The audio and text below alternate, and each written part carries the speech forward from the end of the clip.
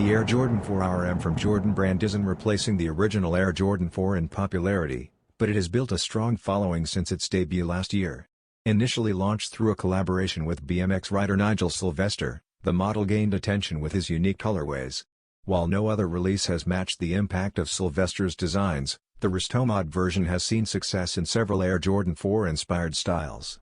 The latest iteration appears to blend design cues from Nike SB's Jordan 4 collaborations and the 2022 Military Black Retro.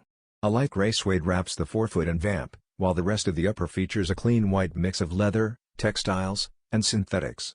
Black accents show up on the inner lining and Nike Air heel branding.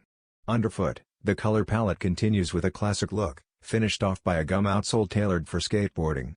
Expect a fall release on Nike.com or Jordan, priced at $150.